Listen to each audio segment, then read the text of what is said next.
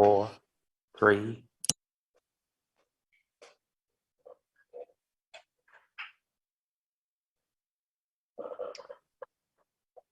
Good evening, everyone, and welcome to this council meeting of the 31st of January, which is obviously being held online and live streamed.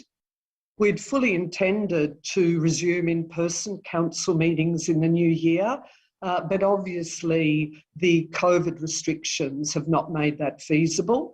I don't want to jinx it, but we're certainly hoping that the next council meeting, which is scheduled for the 21st of February, will be an in-person meeting, and we're really looking forward to being back in the council chamber, welcoming residents at our council meetings.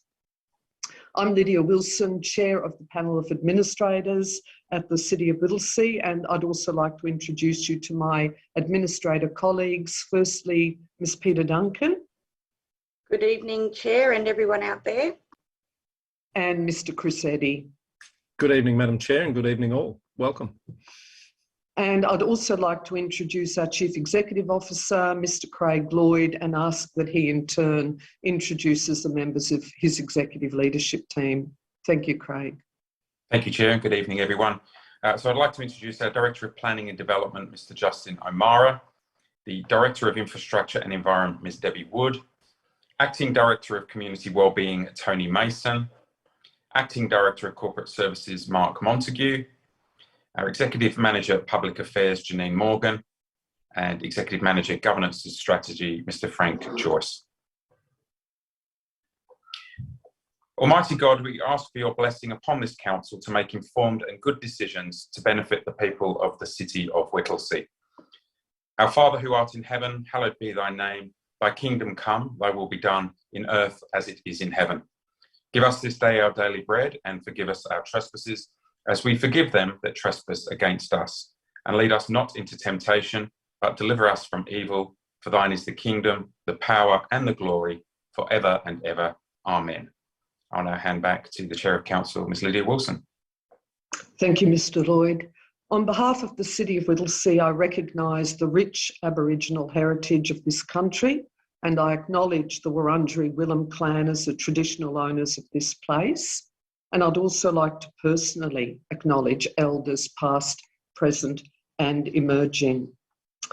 I also just wanted to take a minute to make a couple of other acknowledgements. And the first one is in relation to the Australia Day Awards.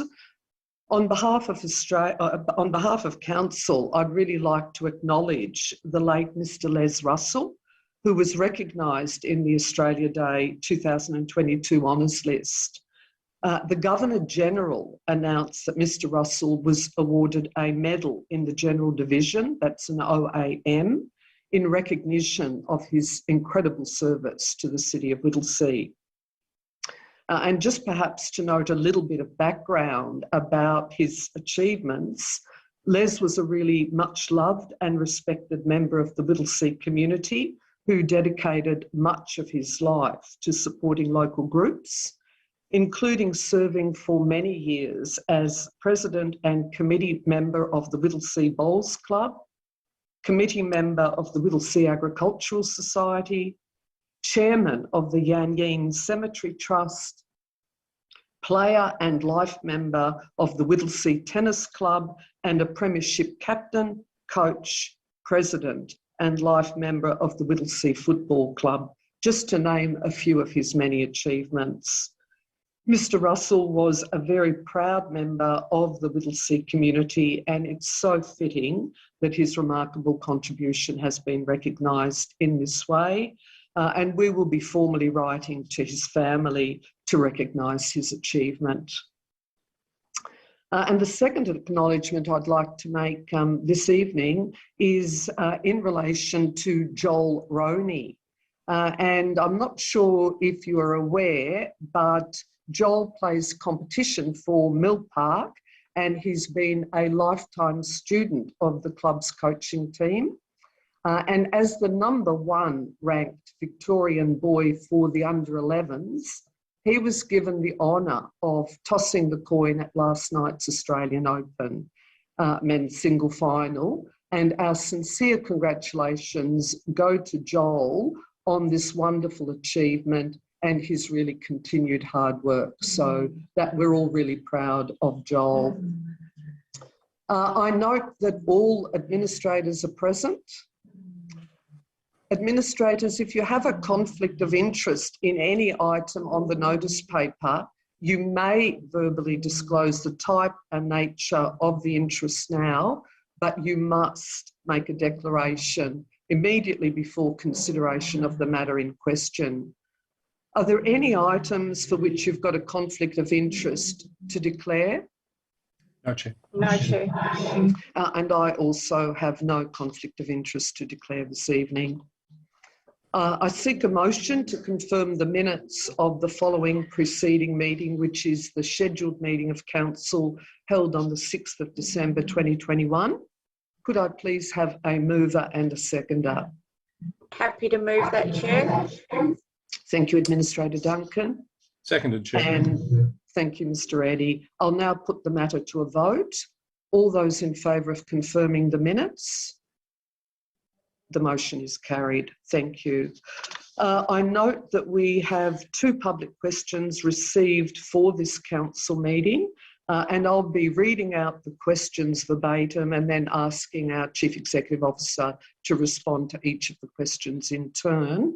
And the first question is from Ms. Kirsty Farrelly of Thomastown, and she asks, when will lighting be installed at Main Street Reserve, Thomastown, behind track? Mr. Lloyd? Thank you, Chair.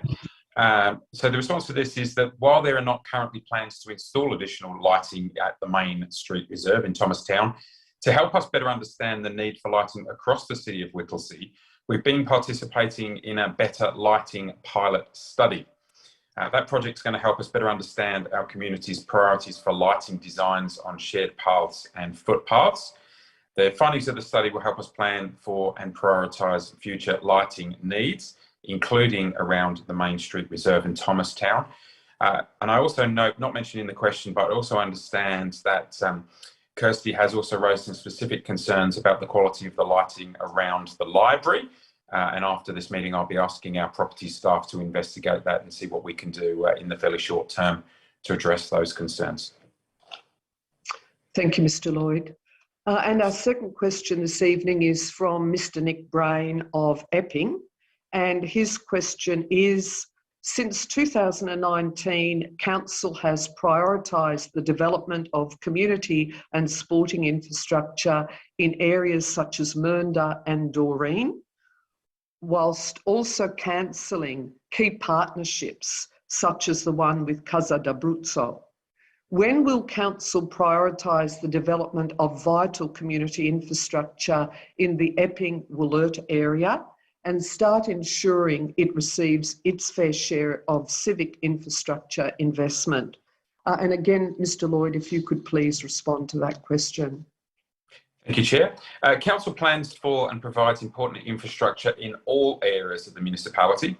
Through our long-term infrastructure planning, we're scoping more than 20 projects for delivery in the Epping and Wollert areas over the next 10 years. These include libraries, kindergartens, community centres, and new and upgraded sports and recreation facilities. Council has recently completed the construction of the Kirrip Community Centre, which is on the site of the newly opened Wollert Primary School. It's been fantastic to see that opening. The centre will provide the community with access to kindergarten, multi-purpose rooms and a community hall for hire. Council has also recently upgraded the Duffy Street Recreation Reserve, Harvest Home Road Reserve and the BMX track at Sycamore Reserve in Epping. In 2022, Council will also be undertaking works to the Epping Memorial Hall to ensure it continues to meet the community's needs. On the Casa d'Abruzzo points, we continue to work in close partnership with the Casa d'Abruzzo about future opportunities for collaboration to support our community. And for the purposes of absolute clarity, Council has not ceased our arrangement or relationship with Casa d'Abruzzo. Thank you, Mr. Lloyd. And just could I also put a plug in to really encourage Ms. Farrelly and Mr. Brain and any resident who's got a question, issue or concern to come along to a forthcoming council meeting. officers and administrators are always happy to meet residents and to have further discussions on the complex issues such as our competing infrastructure and community facility requirements. So please come along to a forthcoming council meeting. Thank you. I note that there are no petitions and joint letters received for the council meeting. That's correct. Thank you, Mr. Lloyd. So if we move to general business, administrators will now be working through the agenda and all of our items of general business. And the first item is item 5.1.1, submission to the State Government Parliamentary inquiry into the adequacy of the Planning and Environment Act 1987 and the Victorian Planning Framework. And if I could invite our Director, Mr. O'Mara, to introduce this particular item. Thank you, Mr. O'Mara. Thank you, Chair. I'd like to introduce our Senior Strategic Planner, Layla Sessi, who's been leading the development of this submission and this report, to give a brief overview of the report and also the recommendation. Over to you, Layla. Thank you, Justin. I present to you this report for endorsement, a submission to the Parliamentary inquiry into the adequacy of the Planning and Environment Act and the Victorian Planning Framework. The Legislative Council Environment and Planning Committee has called for submissions from the public in line with the terms of reference outlined in the report. Submissions were due on the 28th of January, although Council has been granted an extension of time until the 7th of February. The submission strongly supports mandatory affordable housing provisions to meet the community needs. It also seeks state government leadership in building broader community awareness and acceptance for social and affordable housing. The submission also calls for greater integration of environmental sustainability and vegetation protection. In particular, the grassy eucalypt woodland investigation area that remains a significant outstanding matter yet to be progressed by the state government. The submission recommends strengthening of the planning system. This is mainly to protect the green wedge, the right to farm, and in maintaining the urban growth boundary. And there's also a need to strengthen the way that the planning framework protects heritage. Improved tools, guidelines, and mechanisms for heritage protection are needed. And another item is to ensure residential zones deliver the type of housing communities want. And this submission recommends changes to the planning scheme to require higher quality and greater diversity of housing stock. Finally, the submission highlights that the current cap on developer contributions for community infrastructure in growth areas is causing a significant funding gap. This could impact the delivery of essential community infrastructure for new communities. The submission was prepared in consultation with internal stakeholders from across Council and draws on matters raised in previously endorsed Council submissions. It is therefore recommended that Council resolve to endorse the submission as Attachment 1, as Council's formal submission to the State Government Parliamentary inquiry and other recommendations as outlined in the report.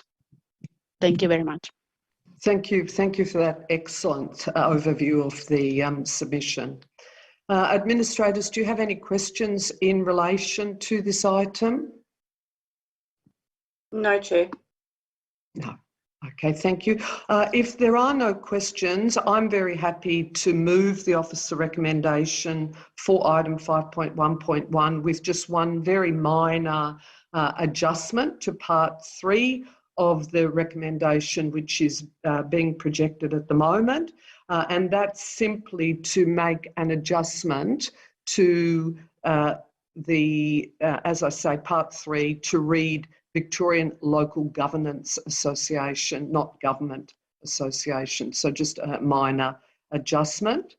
Do I have a seconder with that amendment? Seconded, Chair. Thank you, Mr. Eddy.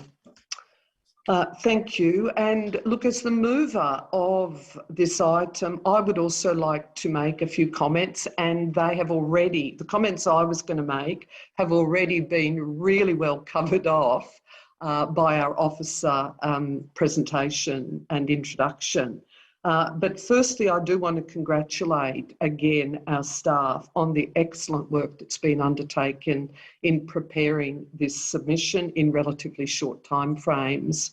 And I think what is really important is it certainly builds upon some of the other submissions that Council has already put into a number of other key reviews, and that point has also been made in the introduction, and that is in relation to the government's 10-year social and affordable housing, to Plan Melbourne, and something very important for the City of Whittlesea, planning for Melbourne's Green Wedge and agricultural land review. So this further builds on the work that has already been undertaken. But I also just wanted to highlight a couple of the issues that again have been very well made in the introduction. I'm personally incredibly supportive of the recommendation that the state government takes a much stronger advocacy role and leadership role in mandating the provision of social and affordable housing. And as has already comment has been made, this will ensure much better provision, greater consistency across municipalities, and also that issue of building community awareness and acceptance of these forms of housing that are absolutely critical, and also clarity to the development industry. So I really strongly support that particular recommendation. I just also wanted to express my endorsement of our advocacy for embedding traditional owner knowledge and perspectives into the Planning and Environment Act and the Victorian planning framework. And the final point I want to make is again one that has already been outlined at the outset, and that is the issue of the current cap on developer-funded contributions for community infrastructure in growth area plans, because that has proven to be very problematic for councils such as our own, as it has resulted in funding gaps for essential community infrastructure. So we're strongly advocating in the submission for the ability to apply a supplementary levy in those circumstances where additional contributions are warranted. So again, congratulations to our staff for all their efforts in researching and documenting so well the submission back to the state government and recommendations on so many important issues. Mr. Eddy, do you wish to also speak to this item? Just very briefly, thank you, Chair. I support all of those comments that you've made and underscore again the point that you made that there's been a significant amount of work on a lot of these issues done in the past, some 10 pieces of work listed in the report there for all to see. So thank you to the officers, not just for the work on pulling this together for this submission, but over a long period of time, building that body of thought that underpins this submission. I know there's a whole range of issues under the terms of reference, and we obviously can't address all of those. But I do note also that the community has had the opportunity to make submissions to this process. And I know it's now closed. Again, thanks to officers' representations, we've had a short extension of time. But I do hope that given these, some of these issues are quite emotive and there's strong views in the community about them, that perhaps people have taken the opportunity to make their own submissions. I know that's probably not likely. These are dense and not necessarily accessible processes to some people, but I live in hope. And I do support the work that has been done by officers to present this submission, and happy to support the recommendation, Madam Chair. Thank you, Mr. Eddy. Any further comments? No, thank you, Chair. I think both yourself and Administrator Eddy have pretty much covered everything off. Thank you, Ms. Duncan. So I will now put the item to a vote. All those in favour? The motion is carried. Thank you. Thanks again. Item 5.1.2 is 2021-106 Red Leap Recreation Reserve Stage 2 place-based redevelopment, tender evaluation, and if I could invite our Director of Infrastructure and Environment, Ms Debbie Wood, to introduce this item. Thank you, Debbie. Thank you, Chair. Another really exciting project that we're happy to present tonight to Council. I just want to note, though, in the report there has just been some words that haven't come through the template. So I just want to note that the third dot point under brief overview should read, collaborative procurement was not undertaken in relation to this procurement because the contract relates to a unique need for the City of Whittlesea and also relates to state government funded projects. So if I can just note that for the record. But I'll also like to hand over to Adrian Napoleoni, who will take us through the report. Thank you, Ms Duncan, and thank you for the clarification, Ms Wood, of the correction. We might just make a note of it for the minutes. Thank you for that. Mr Napoleoni. Thank you, Debbie, and good evening, administrators. Redleap Recreation Reserve is one of Mill Park's most popular outdoor spaces, located just east of the Stable Shopping Centre in Mill Park. Recent works in the reserve have included the upgrade of the cricket practice nets and the very popular dog off leash park. The award of this contract will see the next phase of the Redleap Recreation Reserve Master Plan being delivered, with the redevelopment of the playground and social gathering spaces to the south of the reserve. The redevelopment will include refurbishment to the existing very large shelter that's there, a new shelter with picnic settings and public furniture, including barbecues, a 25-metre long double flying fox, a half-court basketball court and netball ring, swing sets, including a large basket swing, playground structures with multiple slides, nature play elements to complement the natural environment of Redleap Reserve, an accessible spinning carousel, and enhanced protection and preservation of the reserve's iconic river red gums. This project has been successful in receiving $525,000 funding through the state government's Growing Suburbs Fund program, and the construction works are scheduled to commence in March with a completion date earmarked for early July this year. Thank you. Thank you, Mr Napoleoni. Administrators, do you have any questions relating to this item? No, thank you, Chair. Ms Wood covered off on what I was going to raise, which was on page 35, that dot point. So nothing further from me, except this is a very exciting project to add to that area. So well done to the officers. Thank you, Ms Duncan. Anything further, Mr Eddy? Not from me neither. Thank you, Chair. If there are no further questions, do I have a mover for the officer recommendation for item 5.1.2? It'd be my pleasure, Chair, to move this. Thank you, Ms Duncan. And a seconder, thank you, Administrator Eddy. Ms Duncan, would you like to speak to the item? No, thank you, Chair. Mr Eddy? Just to say something, thank you to Mr Napoleoni for that overview of the works. I think this is an excellent project, obviously. I just want to make the point about the collaborative procurement. I know it's not relevant to this, but I think it's a great thing that that is in the reports as a prompt when officers are going down the path of projects like this, because it's a good reminder that often there's value in collaborating with our neighbours, and we'll see other examples of that in other reports, I'm sure. But happy to support this recommendation, Chair. Thank you. And I'm only just going to comment that having a look at the concept plan that was attached to this report, I just thought the imagery was just amazing of the number of different things that are going to be provided at Redleap Recreation Reserve. And also, again, to commend our staff on their efforts in trying to secure external funding. So it's really fantastic that through the State Government Growing Suburbs Fund, we've got a substantial grant yet again to partly fund some of this really important infrastructure. So thanks again for all your efforts. And I'll now put the item to a vote. All those in favour?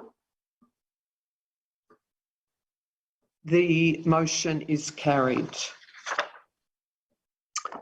Item 5.2.1, planning application 130 Bints Road, Woolwich. And again, if I could invite our Director of Planning and Development, Mr. O'Mara, to introduce this particular item. Thank you, Chair. I would like to introduce Growth Area Development Assessment Planner Owen Ryan, who's led this application and the development of this report, to provide a brief overview of the report and officer recommendations. Over to you, Owen. Thank you. This application is for a multi-lot subdivision, residential subdivision, for a site in the Quarry Hills Precinct Structure Plan area of the municipality. The site is also covered by a heritage overlay, and the property includes an 1860s stone dwelling, which is in very poor condition, a later soldier settlement dwelling, and various outbuildings and features. The application seeks to remove some of these outbuildings and features, amongst other things. There have been several previous applications to develop this site, but council officers and this applicant have meaningfully worked through the complexities of the site, and the application is considered to generally accord with the Quarry Hills Precinct Structure Plan, which underwent public consultation and review before being gazetted in October 2016. The application's challenge has been to balance the Precinct Structure Plan's expectations with the various Whittlesea planning scheme requirements, such as the heritage overlay and dry stone wall policy. Some matters in these competing policies were tested in a manner when a previous iteration of the application was taken to the Victorian Civil and Administrative Tribunal in 2020. From VCAT's decision, both council officers and the applicant were able to use VCAT's detailed comments on each of these elements of contention to guide subsequent improvements, which form this version that you've got before you. The applicant has made substantial changes throughout this process to address the slope, retention of dry stone wall in situ, and retention of some heritage features. The proposal before you is therefore considered to strike a balance between the competing objectives for the land. Thank you. Thank you, Mr. Ryan. Administrators, do you have any questions in relation to this item? Yes, if I may, Madam Chair. I'd just like to get a little further elaboration on the point of the previous concerns that were raised through the VCAT process. Am I understanding correctly that that's the issues that Mr. Ryan just mentioned, slope, dry stone wall, heritage? Are those the issues we're speaking about there? And can he perhaps elaborate a little bit more on what's been done to address those concerns? And Mr. O'Mara, you might wish to respond, or Mr. Ryan.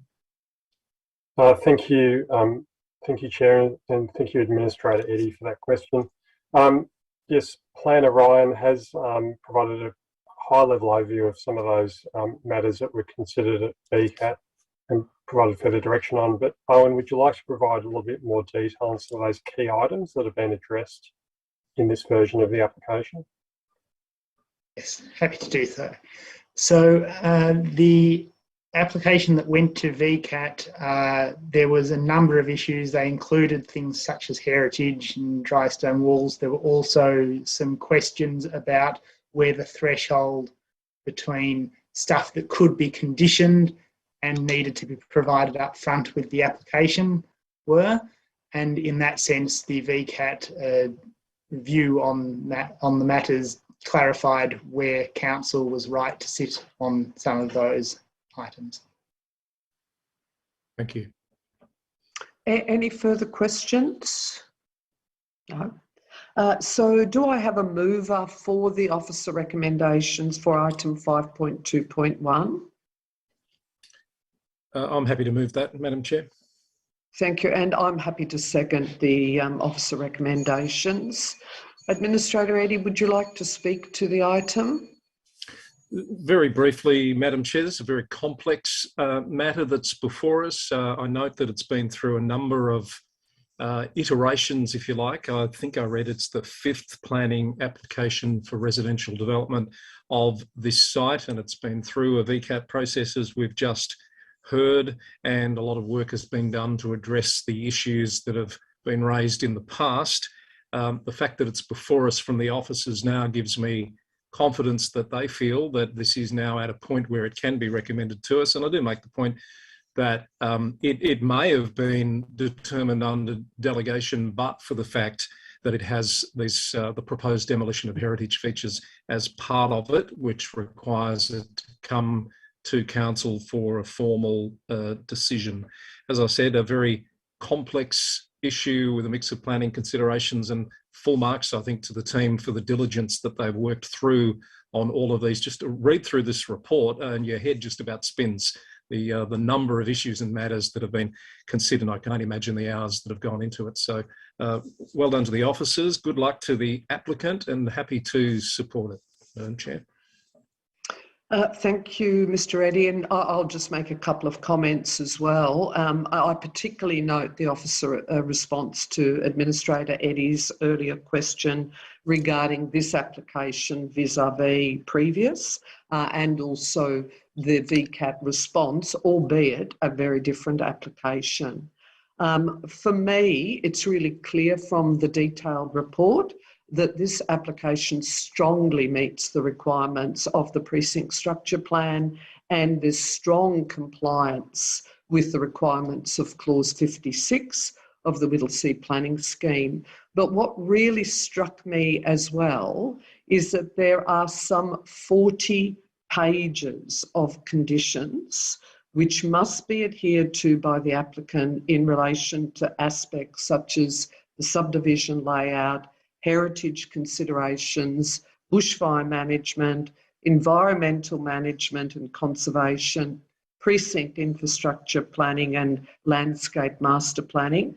And many of those particular issues need to be responded to the satisfaction of the responsible authority, which is clearly council, prior to the commencement of works.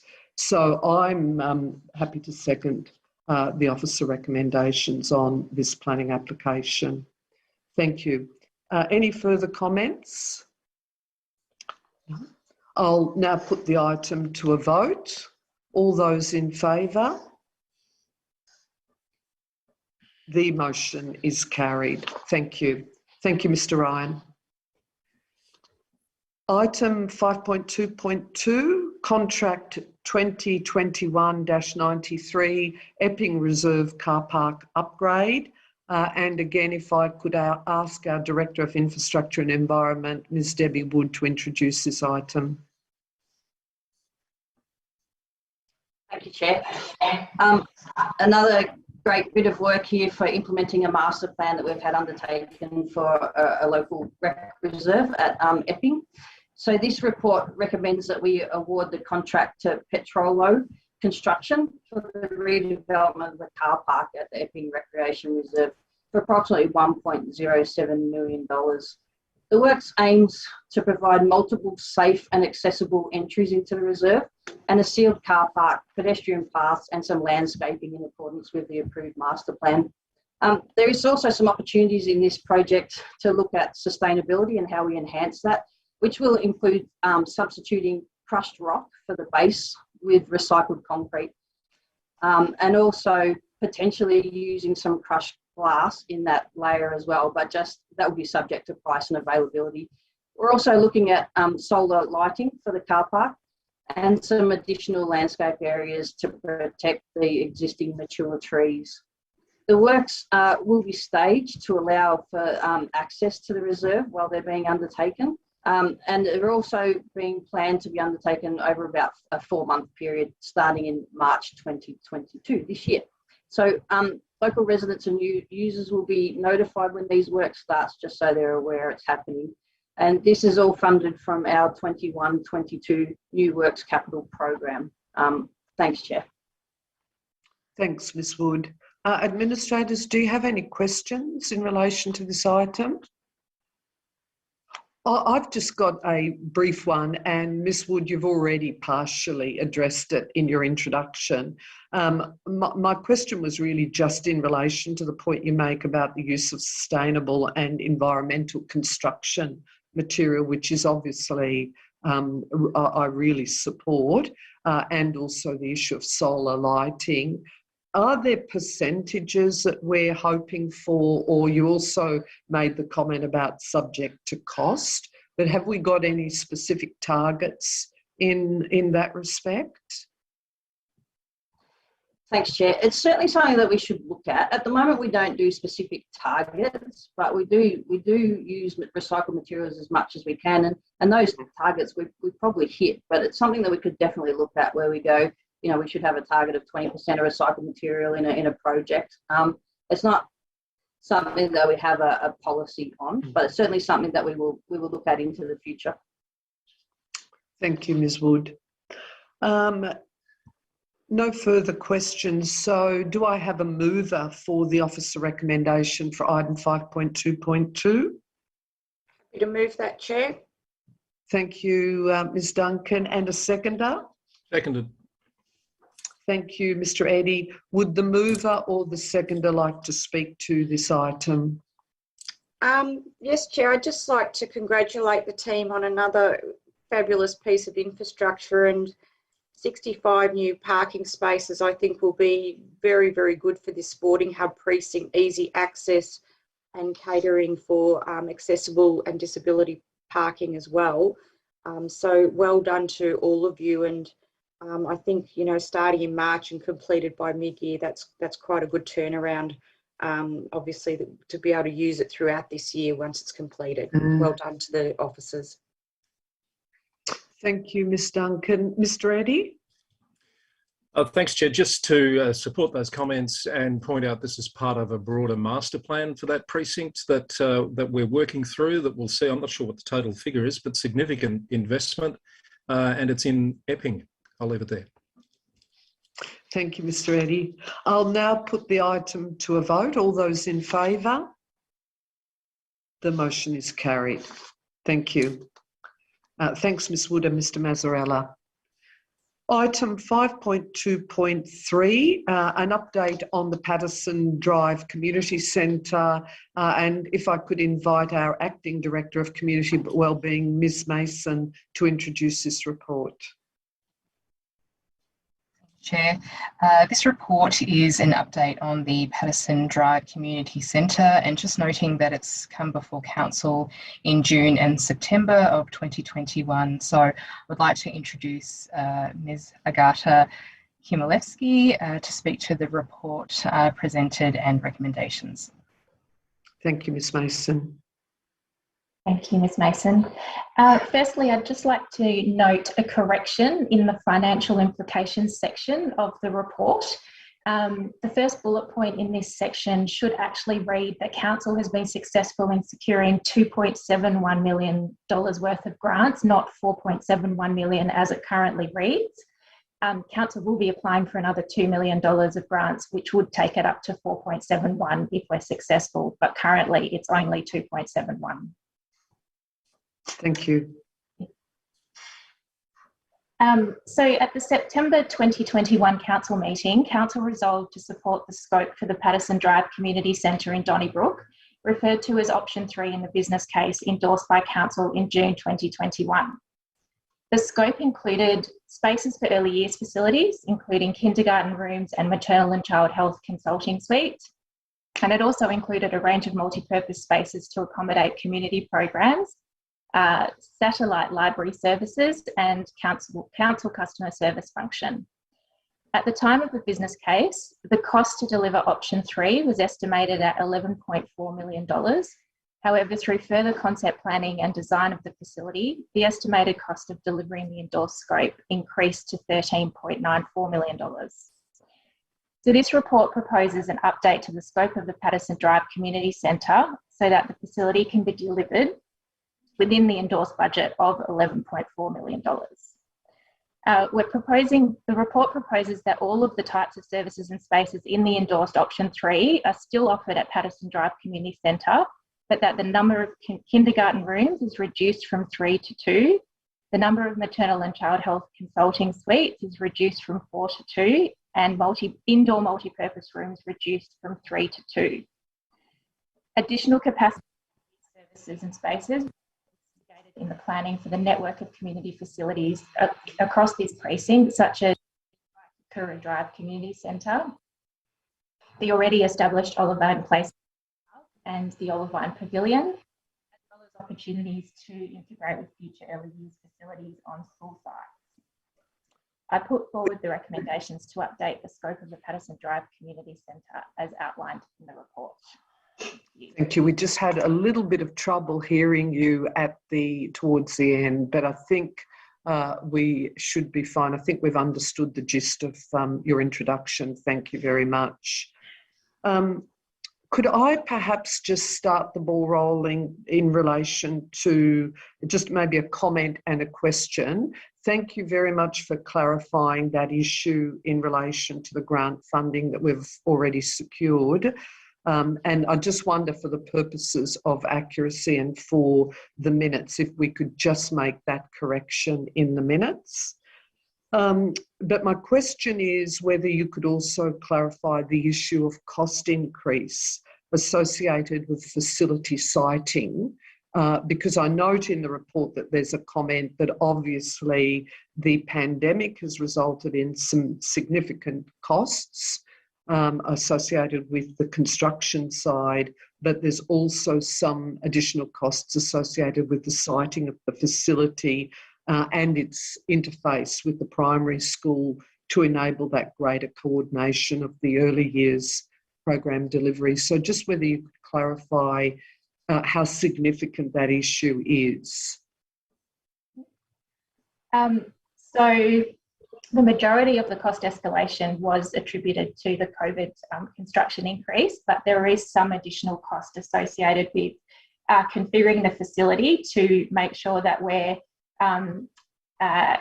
abutting the adjacent early years facility on the school site as well as possible, so that we can integrate the playground, integrate the car parking, and also to create one seamless entry for families, because the intention is that these the kindergarten on the school site and the kindergarten on the council site will be offered by one provider, providing a one seamless service for families. So we wanted to make it look like it was one integrated facility.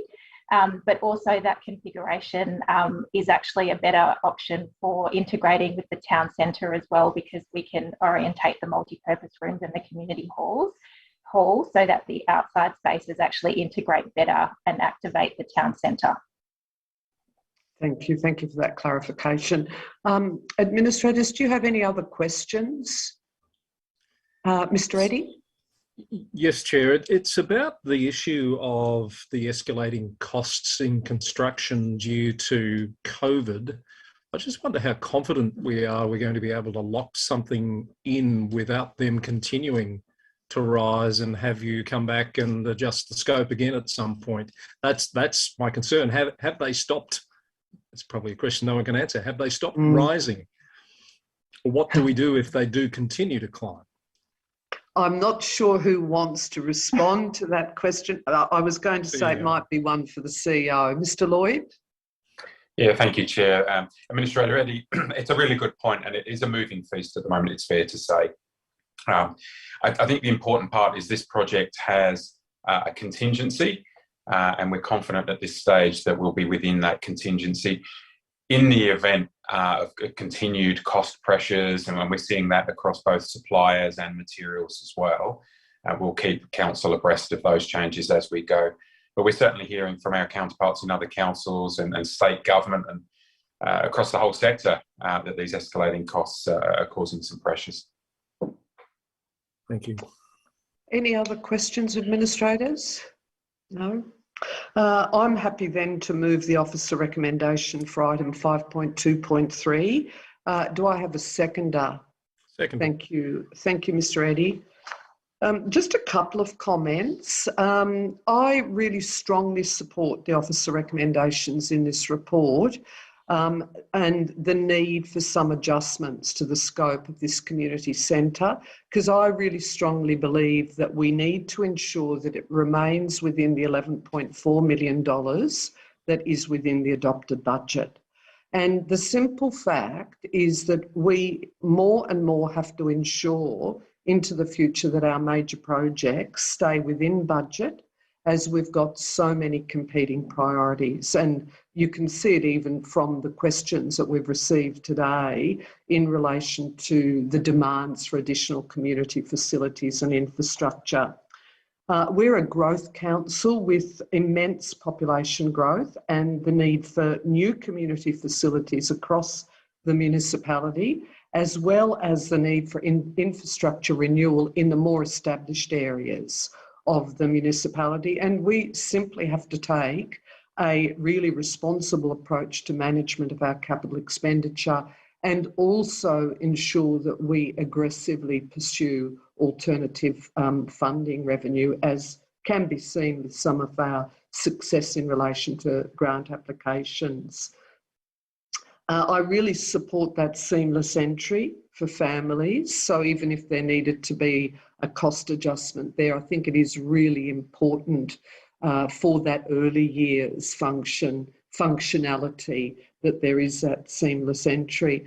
But I just wanted to also comment on the explanation of the impact of the pandemic in relation to cost escalations, because I think we commonly hear about the impact of COVID-19 on capital works, on the costs of labour and so forth. But I really just wanted to commend council officers for not just explaining it within the council officer report, but the source documents that have been linked to the report. And I actually went on some of those links, and I feel like I've got a more sophisticated understanding of what the real issues are, because there's some really good material there about closures and delays at some of the international factories, reductions in profit margins for the construction industry, and some businesses even incurring significant losses, and obviously the increased demand and competition for labour. So I'm really appreciative that that information, which is source documentation, was actually included in the report, because I feel it enables us to be much more sophisticated in our thinking as to what the real issues are regarding cost escalation. So thank you to our officers again.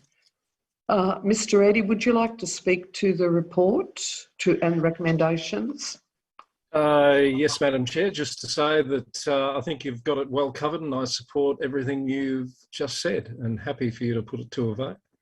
Thank you. I will, on that note, I'll put the item to a vote. All those in favour? The motion is carried. Thank you. Sorry about that background noise. Thank you very much. Item 5.4.1, joint letter, request for removal of street trees, corner of Strathun, Crescent and Vistaway, South Morang. And again, Ms Wood, if I could invite you to briefly introduce this report. Thanks, Chair. I'd actually like to hand over to our Unit Manager of Parks and City Forest, Mark Corrier, who will take us through the report. Thank you, Ms Wood. Thank you, Debbie, and good evening, administrators. A joint letter was received by Council on 3rd December last year from 4 residents requesting that Council consider the removal of trees in the nature strip situated at the intersection of Strathun, Crescent and Vistaway in South Morang. I should point out that prior to October last year, maintenance of these same trees were actually the responsibility of the Waterstone Hill Estate Owners Corporation. This was a unique arrangement under what's known as Section 173 under the Planning and Environment Act, whereby the Owners Corporation were previously responsible for maintenance of the estate, including trees and open space. But this all changed when Council agreed in August last year to amend the same agreement and take over maintenance once again of the trees.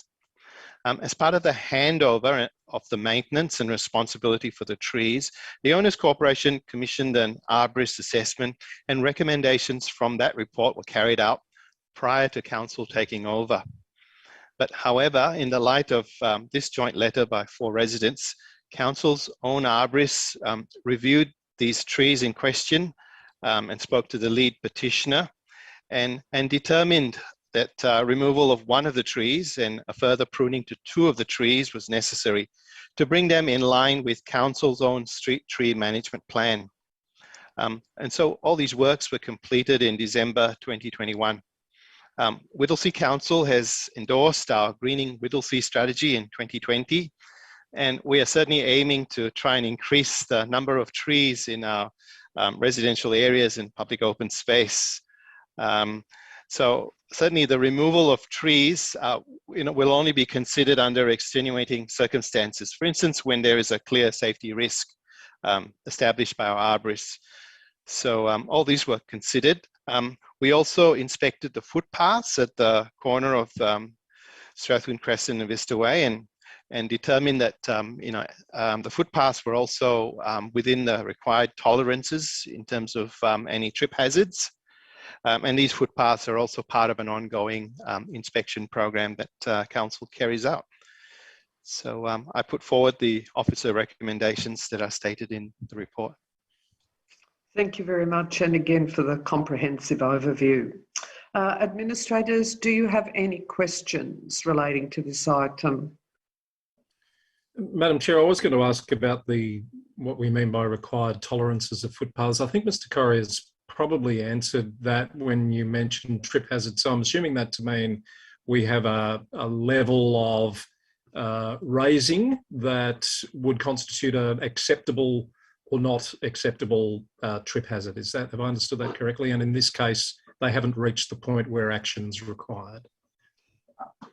Through you, Chair, I'm happy to respond to that. Please, Ms Wood. Yeah, that's correct, Administrator Eddie. The tolerances are laid out in our road management plan, and they're a tolerance of 25 millimetres. If there's a trip greater than 25 millimetres, that means that we need to intervene. So these haven't hit that intervention level just yet. And as Mark said, they are on a regular inspection, and if they hit those tolerances, we will action them. Thank you. Thank you, Ms Wood. I might just again have a point of clarification, and it's been partially covered off when in Mr. Corrie's introduction. I was really just picking up on that point that we've only really been responsible for the trees in this estate since October last year. Had the Owners Corporation raised many previous issues regarding the trees or footpaths or resident concerns with council? And I note that you did say that they had commissioned an arborist report. Oh, I can take that, and I'll thank Mark if there's anything Mark wants to add. That's okay. In the last 3 years, we have had a request from residents, two residents in the area, requesting some work on the trees. However, these were just taken back to the Owners Corporation because they were in lead of it. And we haven't had any requests regarding footpaths at all in the area. This is the first one that's come with this joint letter. So I'm not sure, Mark, if there was any other points on the trees. I think the joint letter was really the requests about the trees, and it just became a little bit too much for the Owners Corporation to be able to manage. Yeah. Thank you, Ms Wood. All right, so if there's no further questions, do I have a mover for the officer recommendation for item 5.4.1? I'm happy to move that, Madam Chair. Thank you, Mr Eddy, and a seconder? Happy to do that, Chair. Thank you, Ms Duncan. Mr Eddy, would you like to speak to the item? I think we've well covered it, Madam Chair, just noting those points around the change in responsibility that has occurred as of late last year. Happy to hear that those safety issues that have been raised in the letters, particularly in relation to footpaths, have been looked at. critically, and that they'll be monitored as part of our normal regime. So happy to move and support the recommendation. Thank you. Ms Duncan? Just for Ms Wood, so the Owners Corporation has had a history of issues raised by residents regarding the trees within the estate, or has the Owners Corporation raised many previous issues regarding the trees and the footpaths with council? So in the last 3 years, there have been 2 requests from residents to us, who we then return back to the Owners Corporation. But that's 3 years, 2 requests. That's as much as we've had, and we've had none for footpaths in the area. Right. Okay. Thank you. Thank you. Look, the only other comment I would make is, as Mr Eddy said, it's been pretty well covered through the introduction. I think that council has taken a responsible approach, and I do just need to note that there was reference to the Greening Whittlesea City Forest strategy and the importance of the strategy from a social, cultural and health perspective. And I note in the report the comment that despite all of our best endeavours and the huge amount of planting we developers and others are undertaking, that we're actually on a downward trajectory. I was a bit shocked to read that, not an upwards. So I think it is really important that we always keep that in context. So I'll now put the item to a vote. All those in favour? The motion is carried. Thank you. Thank you, Mr Correa. Item 5.5.1, unconfirmed minutes of Audit and Risk Committee meeting and annual committee performance assessment. Mr Joyce, would you like to make any comments and introduce this particular item? Thank you, Chair. The Audit and Risk Committee is an independent advisory committee of Council, and its role is to report to Council and provide appropriate advice and recommendations on a range of matters relating to risk, audit, finances, performance and assurance. The Audit and Risk Committee includes 2 administrators and 4 independent members, and the meeting held on the 25th of November 2021 was the first meeting with the newly appointed independent members, Jen Johansson and Bruce Potgieter. As outlined in the unconfirmed minutes, the committee considered and made recommendations relating to internal audit, corporate and financial performance, risk management, a review of parks maintenance, and internal assurance programs. It also provided the results of the Audit and Risk Committee annual performance assessment undertaken by all members and key officers who attend the committee on a regular basis. Key points from the assessment included that all respondents rated the committee's performance as very high, that respondents believe the membership of the committee is highly skilled and experienced, and the areas of best performance for members were CEO and council communication, management commitment and support, and skills and experience. I put forward the officer recommendations that Council 1, note the unconfirmed minutes of the Audit and Risk Committee meeting held on 25th of November 2021, and 2, note the results and outcomes of the Audit and Risk Committee annual performance assessment. Thank you, Mr Joyce. Administrators, do you have any questions of Mr Joyce in relation to this item and recommendations? No, thank you, Chair. No, and I have none either. Given the really comprehensive overview, I'm happy to move the officer recommendation for item 5.5.1. Do I have a seconder? Thank you, Mr Eddy. I feel that Mr Joyce has really comprehensively provided an overview of that particular meeting and the critical issues on the agenda, so I've got nothing further to add. Mr Eddy? Nothing further, Chair. Thank you. I'll now put the item to a vote. All those in favour? The motion is carried. Thank you. I note that there's no notices of motion. I do have one item of urgent business, but I would also ask administrators whether there are any other items of urgent business that they wish to introduce into the meeting today. No? No. Thank you. So my item of urgent business relates to authorising the attendance of interested administrators at meetings in Canberra with members of Federal Parliament during the period from the 1st of February 2022 to the 31st of March 2022.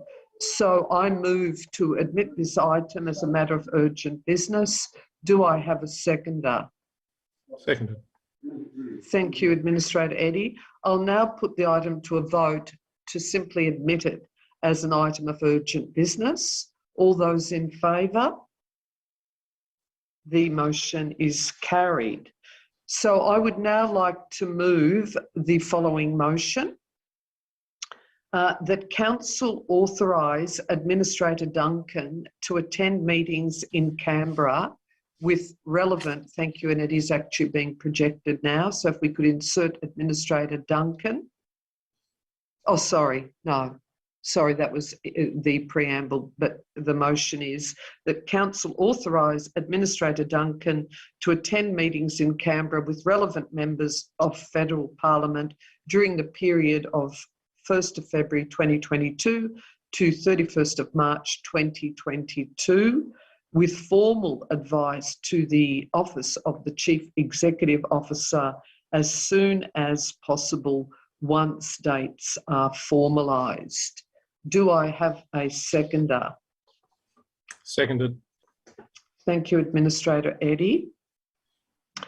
So just to very briefly speak to this particular motion of urgent business, as everyone would be aware, one of the key roles of council and of the administrators is clearly to represent and advocate on behalf of our local community to all levels of government on things that are really critical for our municipality.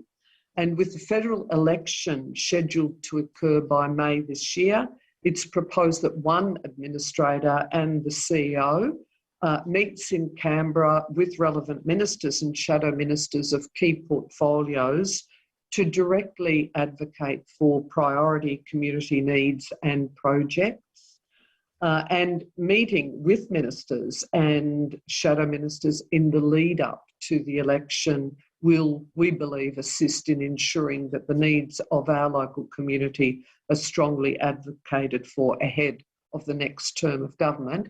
And I do need to note that there's been some really amazing advocacy documentation that has been pulled together that's going to support the attendance of our CEO and Administrator Duncan for those relevant meetings. Mr. Eddy, would you like to speak to the item as well? No, thank you, Chair. That's very well covered. Nothing further to add. So I'll then put the motion to a vote. All those in favour? The motion is carried. Thank you. If we now move to reports of council representatives and also the CEO update, and if I could invite Administrator Duncan to provide an update to council and members of the public. Thank you, Chair. This seems like a long time ago now, but we attended Carols by Candlelight, which was fantastic to attend our first event after a long period of lockdown, and it was fabulous to see a lot of the community there and kids and the food trucks, so that was really well attended and hopefully will be bigger and better at the end of this year as well. I also represented yourself, Madam Chair, at the Rochdale Square official opening with the Honourable Sean Lean, the Minister for Local Government, who was in attendance as well. And that was very, very, it's a great space, that Rochdale, it's very, very good. Then we headed off, the Minister and myself, to David Street and May Road upgrade, official opening. So that was fantastic as well. And then I also represented you, Chair, at the Interface Council briefing with the Minister, the Honourable Sean Lean again. And then we did a site visit to the proposed Mernda Aquatic Centre site, the Granite Hills Major Community Park, and the Aboriginal Gathering Place. And what fantastic areas all of those sites are, and they will be absolutely fantastic once construction commences and then ultimately finishes. So that was just before the end of the year last year. Thank you, Chair. Thank you, Ms Duncan. Are there any questions of Ms Duncan? No. And thank you for standing in and representing me, Ms Duncan. I'll now invite Mr Eddy to also provide a brief overview of some of his highlights of the past few months. Thank you, Chair. Well, of course, we had Christmas, New Year in the middle, so it was a reasonably quiet period, but we did manage to pack in that site visit just before Christmas, which was so beneficial to see those sites that are going to be home to some very exciting facilities in the future, and for me to be able to see those parts of the municipality, mostly for the first time, that was very enlightening and helpful. So thank you to the officers who put that together and took us through the various elements of those sites. You can't replace seeing these things up close and personal. I did attend the Mental Health Roundtable with you, Madam Chair, which was hosted by the Honourable Lily D'Ambrosio at the Council office. That was also a very enlightening day to hear about the work that's being done to deal with that very serious and challenging problem, not just in Whittlesea, but obviously it's a broader issue. And just last week, to assist you also with the citizenship ceremonies, 5 of them that we held on the 26th of January, that was a pleasure as always. So they're my highlights of the last month or so, Madam Chair. Thank you, Mr Eddy. Ms Duncan, any questions of Mr Eddy? No, Chair. No, thank you. And I'll just provide a brief update as well, and obviously some of it's already been covered by my colleagues. In December, I had a board meeting of Whittlesea Community Connections, and also as chair of the Yarra Plenty Regional Library Corporation, I had chaired a board meeting, but also we had a subcommittee for the CEO Employment Matters in January, actually, of this year. Administrator Eddy's already commented about the Mental Health Roundtable, which was, I thought, also really excellent, that was hosted by Minister D'Ambrosio. Attending with my colleague, Ms Duncan, Carols by Candlelight, and I'd echo the comment, it was really exciting to be at a community event again in person rather than obviously being online, even though the Carols was live streamed. And also I would echo the comments of my colleagues about how invaluable our site visits are, and going to see the Mernda Aquatic site, Granite Hills Major Community Park, and also the siting of the future Aboriginal Gathering Place. I just also wanted to put in a plug in relation to joint advocacy. We've got the item of urgent business where we've talked about heading up to Canberra, but at a local level, we've really also tried to ramp up our advocacy approach. And to that end, we had a joint advocacy meeting with Mitchell Shire Council and the Honourable Paul Fletcher and Richard Welsh, who's the Liberal nominee for McEwen, regarding the really important project of the Beveridge Intermodal Freight Terminal. So I had a really great hearing went to Beveridge, went to the site, and obviously that is a real priority for Whittlesea and for Mitchell, but the much broader benefits of that freight terminal into the future.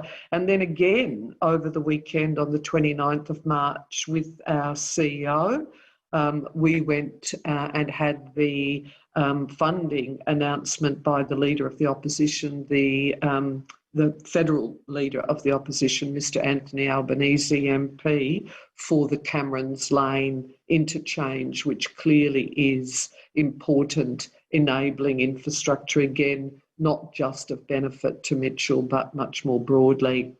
And it was, as Mr. Eddy said, an absolute honour and delight to be participating again with those 5 online citizenship ceremonies, and we're certainly hoping that the next scheduled ceremonies in March will actually be in person. And I'm happy to respond to any queries that my colleagues might have. No. I will then hand over to our CEO, Mr. Lloyd, and also invite him to provide an update to Council and the public in relation to critical issues and activities. Thank you, Chair. So first of all, I'd just like to highlight some up-and-coming events for the information of the community. We've got a jobs fair being held this Thursday. It's for 16 to 30-year-olds who are looking for employment or work experience. It's a free event. We're delivering that as part of the Victorian Government's Jobs Victoria Advocates program, and we're partnering with Whittlesea Community Connections and Belgravia Leisure, and also the Restaurant and Catering Association. That's at our Mill Park Leisure facility this Thursday. It's 2 sessions, one from 2 till 3 and one from 4:30 till 5:30. All the details are on our website. Our Connections art exhibition will be opening on the 4th of February. It's open every day, every weekday, 10 till 4 in the Great Hall at the Civic Centre. It's featuring more than 90 works exploring how our connections with each other and nature support our wellness. Big shout out to all the artists that have been involved in pulling that together and our staff that have been curating that. And I believe, Chair, that you will be judging and opening that shortly. One of our biggest events of the year in the municipality is coming up this coming weekend. The Whittlesea Country Music Festival, something that's obviously near and dear to my heart, is opening this weekend. So at the Whittlesea Bowls Club on Friday night. And then the main event on Saturday from 3:30 at the Whittlesea Showgrounds. The beauty of this event, which is very unusual for a major music festival, is it's free. And it has an incredible lineup of very well-known country artists. So if you're around, the weather's looking good, get along there. Over the Christmas period, our staff and contractors have been very busy wrapping up some key projects for us. With the schools going back this week, we're celebrating 3 new kinders that are up and running. The McLean's Road Kindergarten in Bundoora, the Kirrip Kindergarten in Wollert, and the Eucalyptus Parade Kindergarten in Donnybrook have also all recently been finished and are now opening. Henderson's Park in Epping, another Epping project administrator, Eddie, was upgraded and reopened in December, and the Mernda Adventure Park upgrade has commenced this month as well. We've also recently completed the streetscape upgrades in Laylaw that Administrator Duncan mentioned, and also in Thomastown. And we've also completed the works on the War Memorial in High Street in Thomastown. And that's really worth a visit. That's a really beautiful war memorial there, right on the main street, very close to the railway lines there. It's well worth a visit if you're in the area. Just in closing, just a few comments around the current COVID situation. So it's obviously still impacting some of Council's services. So our customer service front desk is currently closed, but we'll be reopening on the 14th of February. Like many organisations, we've been suffering some staff shortages while staff are isolated, awaiting test results or through sickness. That's starting to lift a little now. So hopefully all the services will start to move back to normal. From a vaccine perspective, unfortunately, Whittlesea is almost every day in the top 3 of new cases in the state. And we are in the bottom 3 for the number of people that have taken up the booster vaccine. So again, just an appeal for people that are eligible to get that booster to get along and get that done.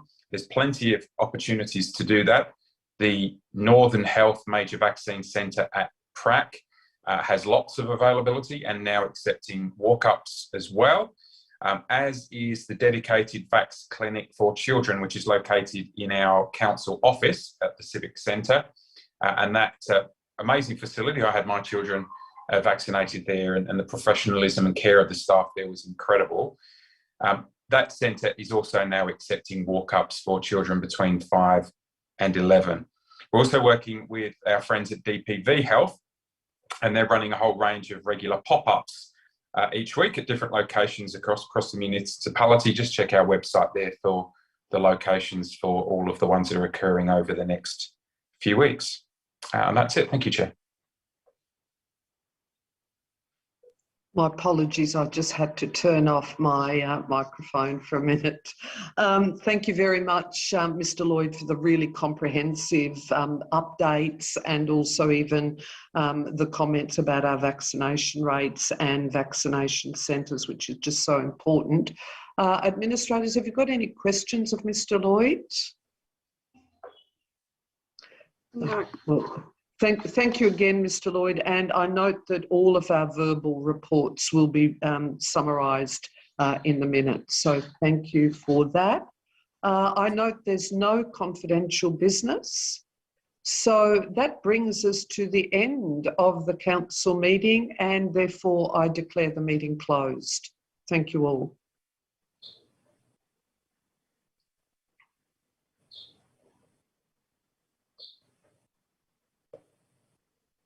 Recording stopped.